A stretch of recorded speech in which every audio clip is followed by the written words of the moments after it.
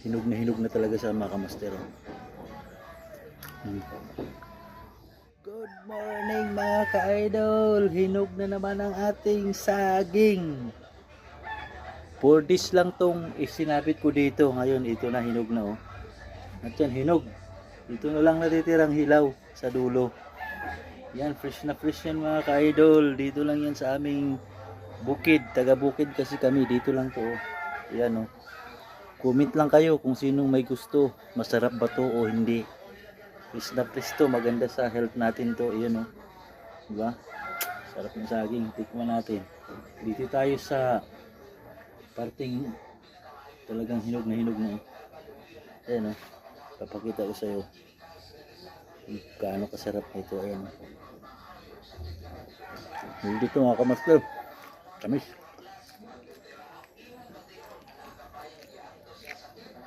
Hinog sa puno ito mga kamaster. Hinog sa bitter pala. Ulit tayo mga kamaster oh.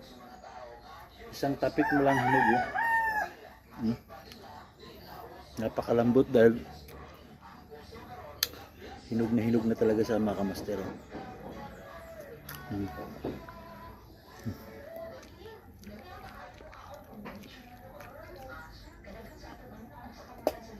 Mga master, pagpasarap mo, papaganyan ng cookies. Katawan. Diba? Shout out kami dyan mga master sa mahilig sa saging. Isa pa mga master, isa pa.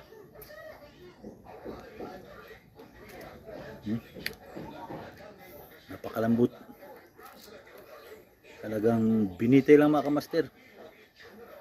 Yung iba kasi dito mga kamaster sa family hindi na gano'ng nakain ng saging. Ako lang dahil unggoy ako.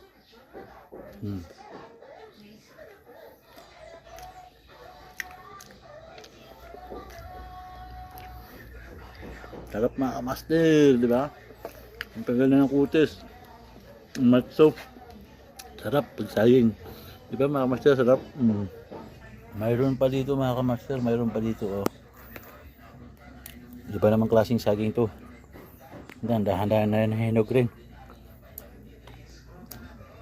Sunod na mga araw, hinog na to mga kamaster. Lulutuin na naman yan mga kamaster. Sarap sa probinsya mga kamaster. Masarap. Maraming saging. Ayan, maraming panggatong mga kamaster. Bunot ng niyog. Panggatong rin mga kamaster. Panggatong pag naubusan ng gatong gas. Ayan.